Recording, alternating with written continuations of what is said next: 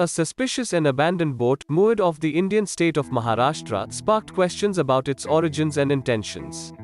The Maharashtra Anti-Terror Squad Chief Vineet Agrawal said they towed the vessel away from the Raigad coast for further investigation. A boat with 3 AK-47 rifles was seized off Raigad coast today. The investigation is underway. We've retrieved some papers from the boat, more things are lying inside the boat. We are trying to pull the boat away from the sea. The state's Deputy Chief Minister Devendra Fadnavis, also the state's Minister of Home Affairs, said that the boat, My Lady Han, is owned by an Australian, Hannah Lawdogan. Her husband, James Hobbart, was the captain of the vessel. Reportedly, the boat was on its way to Europe from Muscat. The boat's engine broke in the middle of the sea, and was rescued by a Korean boat. The boat, in half-broken condition, came towards the Konkan coast due to high tide. There is no confirmation of any terror angle. Coincidentally, the Mumbai police received a call from a Pakistani phone warning of a 26/11 style attack on the city.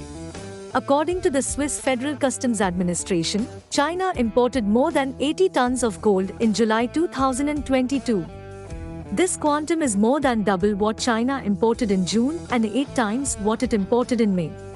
China's demand for gold is at a 5-year high, which remained muted because of the COVID-19 shutdowns. Gold prices have dropped to $1,700 an ounce in July compared to $2,000 in early 2022.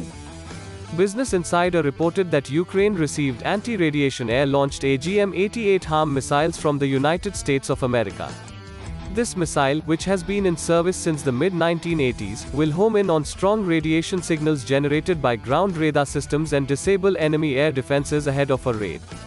Defense writer Michael Peck, the article's author, said that shutting down Russian air defense radars won't necessarily translate into more success for Ukrainian aircraft, because Ukraine does not have enough airplanes. Popular Front of India, an Islamist terror group, is working with human traffickers to get fake Aadhaar documents for Bangladeshis and Rohingyas. With these fake documents, the organization moves these illegal immigrants to prosperous states like Karnataka and Maharashtra and finds jobs for them at attractive labor rates. News 18, which reported such operations, quoted a government official involved in the investigation. The modus operandi seems to be to include them in the family tree of an Indian Muslim. The head of the family, in lieu of money, often comes up with the plea that as a child, the suspect was sent to live with a relative, and now that he has returned to help on the farm or other work, his Aadhaar card needs to be made. Recently, the Government of India advised citizens not to share Aadhaar cards as identification for various services. Indian External Affairs Minister S. Jaishankar dismissed Beijing's recent comments portraying the Quad as a military construct to contain China. If there are reservations about the Quad in any quarter, these stem from a desire to exercise a veto on the choices of others, and possibly a unilateralist opposition to collective and cooperative endeavors. The Quad is the most prominent plurilateral platform that addresses contemporary challenges and opportunities in the Indo-Pacific. The energies of the Quad are directed at a very broad range of activities. They range from maritime safety and security, humanitarian assistance and disaster relief, cybersecurity, critical and emerging technologies and connectivity to education, health and even space cooperation.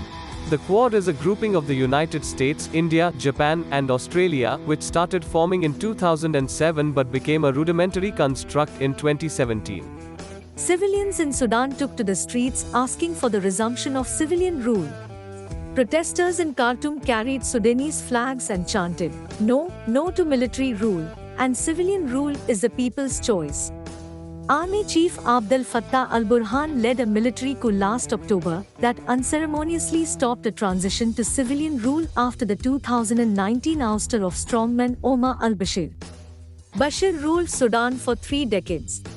Political unrest, emerging economic crisis, and a spike in ethnic clashes in its far-flung regions have unsettled even the military. Burhan's deputy and paramilitary commander, Mohammad Hamdan Daglo, admitted that the coup was a failure. The whole thing failed, and now we, Sudan, have become worse off. Burhan and several Islamist groups that supported Bashir welcomed Sufi religious leader Al-Taib al-Jaid's peace initiative to end this political crisis. However, there seems to be no end to the trauma.